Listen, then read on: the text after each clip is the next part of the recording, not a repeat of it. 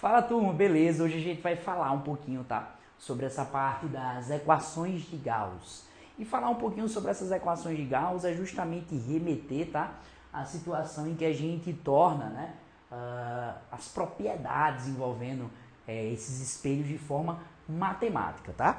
Então, o primeiro ponto aqui, a gente tá pegando no caso um espelho côncavo. O primeiro passo é detectar, tá? Nessas partes, qual é que é a parte real e qual é a parte virtual, né? Então, bom, a parte real aqui é a parte, no caso do espelho côncavo, que está na frente do espelho, né? Então, a gente poderia dividir da seguinte forma, tá? Ó, a gente poderia dividir, né, da seguinte forma. Essa parte aqui que está para a nossa esquerda vai ser a nossa parte real e essa parte que está para a nossa direita é a nossa parte virtual, tá? E aí como é que fica um eixo de orientação? Bom, esse vértice aqui vai ser a origem do nosso sistema. Então a gente tem, ó, positivo para esse caso, tá? Então tudo que tiver aqui desse lado é positivo e tudo que tiver para o outro lado, consequentemente, é negativo. E a gente considera assim também, ó, um eixo em Y, tá? Que o que aponta para cima seja positivo e o que aponta para baixo seja negativo. Essas relações aqui de positivo e negativo vão ajudar muito você na seguinte situação. A gente tem uma distância muito importante aqui, tá? Eu vou fazer ela de roxo, que é a distância entre o foco e o vértice, tá? Que é essa distância aqui é a distância focal, tá? Então, o que é que eu já sei? Que no espelho côncavo, a minha distância focal, ela tem valor o quê? Positivo. Então, no espelho côncavo, a distância focal tem valor positivo e isso vai ser determinante nas nossas equações, tá? E aí você pode construir a imagem fazendo aqueles entra paralelo, sai pelo foco, entra pelo foco, sai paralelo.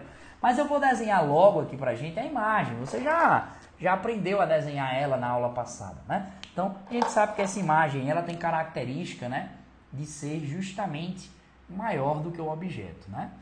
E aí a gente vai estudar hoje mais as características desses caras, né? Então, primeira característica é, esse objeto aqui, ele tem uma altura, que a gente chama de HA do objeto, a altura do objeto.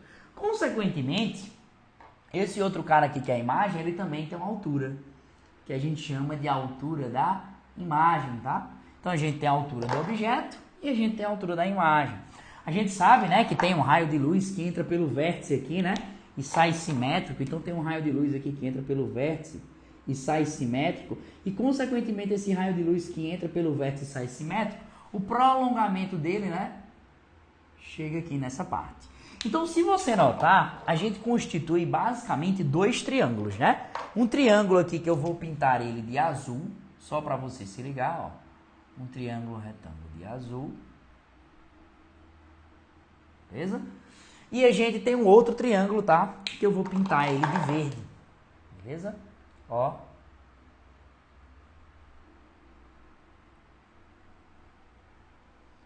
E aí a gente tem dois triângulos. Em cima desses dois triângulos eu vou mostrar várias coisas a vocês. Qual é a outra característica? A distância, né? Essa base aqui de baixo, essa distância entre o objeto e o espelho a gente chama de distância do objeto, tá? Vou escrever maiúsculo. Sempre escrevo maiúsculo, distância do objeto. E aqui da imagem, né? A gente tem aqui nessa parte, entre a imagem e o espelho, a gente tem a distância da imagem, tá? Ives, o que é que eu noto? Eu noto que eu tenho uma semelhança de triângulos. Se você tem uma semelhança de triângulos, dá para você aplicar essa semelhança, né? Então, vamos só botar alguns pontos aqui para você se ligar. Vamos chamar esse ponto de A, esse ponto de B, e esse aqui é o vértice, né? A gente vai chamar esse aqui de C e esse aqui de D. Então, a gente tem dois triângulos, né? O ABV e o CDV. Então, a gente vai fazer uma semelhança, né? Uma semelhança de triângulos, né? Entre quem? ABV e, né, CDV. CDV, onde V corresponde justamente ao quê? Corresponde ao nosso vértice do nosso espelho. Tudo bem? E aí, fazendo essa semelhança, né? O que é que a gente vai ter aí nessa semelhança de tão interessante que vai sair de informação, né? Bom, o que a gente chega à conclusão é mais ou menos o seguinte, ó. Ives, eu tenho essa relação aqui, o que é que vai acontecer? Bom, eu vou ter aqui, a altura é proporcional à altura, distância é proporcional à distância. Então, eu posso fazer assim, ó, H de I, né? H de I está para a altura do objeto, assim como distância da imagem está para a distância do objeto. Ives, mas essa distância da imagem ela não é negativa, não? É. Por conta disso, por conta dessa possibilidade de ser negativa, e eu estar trabalhando com uma semelhança de triângulos, na semelhança de triângulos, o que é que a gente tem? A gente não tem lado negativo, só pode ter lado o quê? Positivo. Então, a gente coloca um módulo aqui, tá? Então, essa equação não vai conseguir me dizer se essa imagem ela é real ou ela é virtual. O que ela vai conseguir me dizer é quantas vezes esse cara aumentou em relação a isso. Por exemplo, se aqui for 1 centímetro e aqui for 10 centímetros, eu vou ter assim, ó, 10 centímetros sobre 1 centímetro. Então, corta centímetro com centímetro, eu fico com 10. Significa dizer que a imagem em relação ao objeto aumentou 10 vezes, tá? Eita, Ives, então isso aqui ele relaciona quanto é que ela aumentou, né? É, quanto ela aumentou. Por conta disso que a gente chama essa relação de aumento linear transversal. Então, o que é um aumento linear transversal? É quanto a imagem aumentou em relação ao objeto. Se esse aumento ele for maior, né? 10, 20, 30, 40, significa dizer que o objeto ficou maior. Se essa relação der um valor menor, por exemplo assim, deu 0,5, deu 0,3, significa dizer que o objeto diminuiu. Vamos dar 2 exemplos para você se ligar? Vamos lá. O primeiro exemplo, A1, tá? Vou dizer que aqui a imagem tem 10 centímetros e aqui tem 1 centímetro. Então, eu tenho 10 centímetros e eu tenho 1 centímetro. Isso aqui me dá uma relação de 10. Significa dizer que a imagem é maior do que o objeto. Vamos fazer um aumento 2. Ives, o que seria um aumento 2, tá? Vamos dizer agora que a imagem, não necessariamente nessa figura, mas vamos dizer que a imagem tem 1 centímetro, tá? E o objeto tinha 2 centímetros. Isso aqui me dá quanto? 0,5 ou 1,5, né? O que é que você se liga? Valores maiores do que 1 significa dizer que a imagem é maior. Valores menores do que 1 significa dizer que a imagem é o quê? Menor. Ives, e se eu tiver um aumento dessa relação aqui, ó? O meu objeto tem minha imagem tem 3 centímetros e meu objeto também tem 3 centímetros. Aí significa dizer que centímetro corta com centímetro, eu tenho 1. E aí a gente chega à conclusão que o objeto em relação à imagem, ele é igual. Então, através dessa relação de aumento linear transversal, a gente vai conseguir detectar se a imagem ela é maior, se ela é menor ou se ela é igual, tá? Ives, qual é a outra relação que é importante a gente trabalhar nesse sentido? Bom, a outra relação que é importante trabalhar nesse sentido é, caramba, se eu sei determinar se a imagem é maior, menor ou igual, né? É a primeira coisa. Falta eu conseguir determinar se ela é real ou virtual, né? Ou se ela é invertida ou se ela é direta. Como é que eu posso fazer essas relações? Então agora a gente está mostrando a matemática, tá? Eu não estou mostrando mais desenho nem figurinha, não. Eu vou mostrar a matemática. Qual é a outra relação que pode utilizar e ajudar a gente a fazer esse processo? Tem uma muito importante, que é justamente essa equação de Gauss aqui, ó. 1 sobre F é igual a 1 sobre DI, tá? Mais 1 sobre DO. O que é que eu vou considerar nessa relação?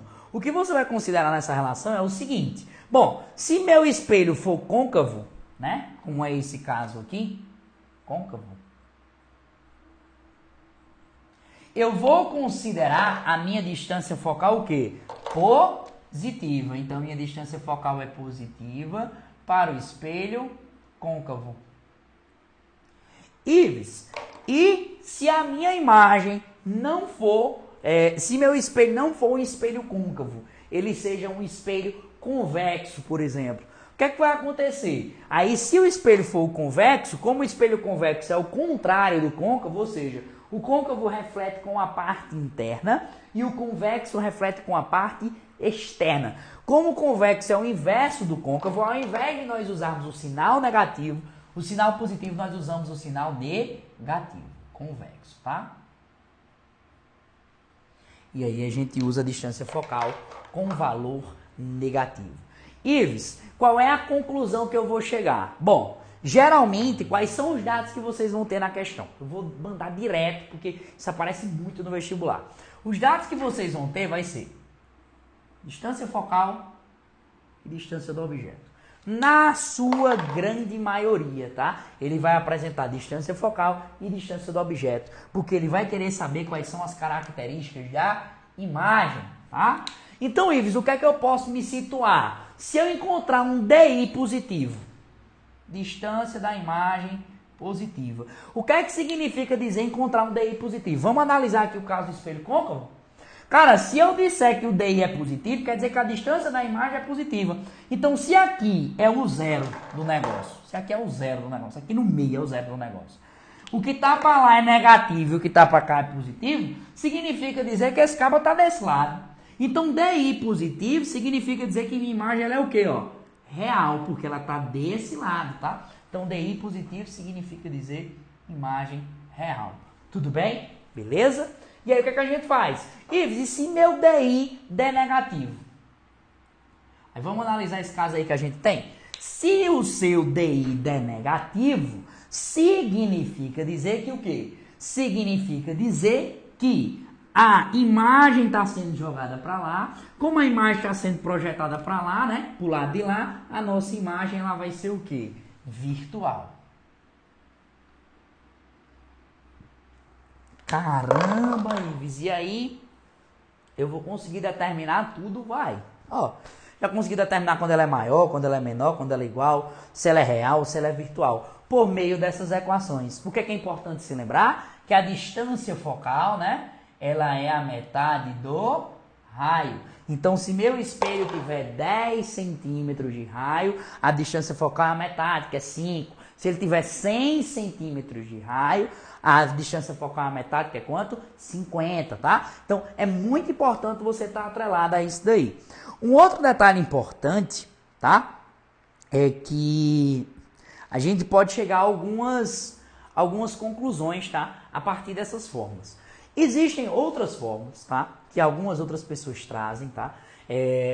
Futuramente eu vou desenvolver mais, tá? Essa fórmula aqui para ficar mais fácil da gente trabalhar do que trabalhar com fração. Particularmente, acho que dá pra gente converter aí para produtos e somas. Vou mostrar a vocês, tá? Que é mais fácil trabalhar. Mas o que é que eu quero que você entenda nessa aula, como a gente vai deixar o exercício para outro momento, o que eu quero que você entenda nessa aula é o seguinte. Ives, quero saber se minha imagem é maior, menor ou igual. Você vai usar essa relação. Ives, quero saber se minha imagem vai ser real ou se ela vai ser virtual. Eu vou usar essa relação. Qual a diferença disso para a construção? Na construção eu só sabia onde estava e como estava. Agora aqui com essa relação eu vou saber onde estava, como estava e quanto de distância. Ou seja, agora eu vou saber a que distância a minha imagem está e a que distância o meu objeto está. E com essa relação aqui, com essas duas relações, você resolve todos os problemas envolvendo espelhos esféricos, tá? Então, todos os problemas envolvendo espelhos esféricos, eles são resolvidos dessa forma. Quais são os detalhes importantes? Cuidado com essas regrinhas, cuidado com esses sinais. Eu quis mostrar aqui da forma mais didática possível, quando é que é maior, quando é que é menor, quando é que é igual. Lembra, distância focal positiva, espelho côncavo, ó. Consequentemente, espelho convexo, distância focal negativa. DI positivo, imagem real. DI negativa, imagem virtual. Porque, às vezes, você pode fazer a conta, encontrar o sinal e pronto. E aí, na hora de marcar lá, não sabe se ela é real ou se essa imagem, ela é uma imagem virtual. Beleza, gente? Tudo bem? Então, assim, em síntese, a parte analítica é isso. Como é que a gente vai descobrir se a gente realmente entendeu? Como é que a gente vai fixar essa relação? Como é que a gente vai fixar essa outra relação? Aí tem que ser resolução de exercícios. A gente vai resolver exercícios, Resolvendo o exercício, você vai conseguir fixar bastante esse conteúdo, tá? Porque realmente esse conteúdo, ele não é um conteúdo que vai exigir de você uma matemática avançada. Você tem que usar logaritmo, usar exponencial, ao quadrado. Não é um assunto que vai exigir de você uma matemática avançada, mas ela é uma relação de poucos detalhes. Então, o que é que você pode revisar de matemática um pouquinho? Relações com fração, tá? Dá uma olhadinha lá em semelhança de triângulo, também é muito importante. Todos aqueles desenhos que a gente fez, gente, na parte de construção, eles vão ajudar a gente aqui, tá? Então, inclusive, tem até questões que é mais fácil você resolver por construção do que resolver por isso aqui. E aí eu vou trazer uma questãozinha para vocês se ligarem, que é bem mais fácil resolver por construção do que resolver por isso daqui, tá? Beleza? Então, lá embaixo, em outro momento, vou colocar um link para você, tá? De uma live class que eu fiz no YouTube, aberto para todo mundo, tá? Para ajudar o pessoal. E nessa live class eu falei justamente dessas relações envolvendo espelhos côncavos e convexos. Então, em outro momento, tá? Eu queria que você clicasse lá e desse uma assistida. Foi uma coisa curta, 40 minutos, mas a gente conseguiu aprofundar de uma maneira geral, né, e fez um exercício lá no final, e eu acho que esse conteúdo pode te ajudar, tá? Então, lá embaixo eu vou deixar o link para você assistir em outro momento, e a gente se encontra já já, tá? Valeu, grande abraço e até a próxima!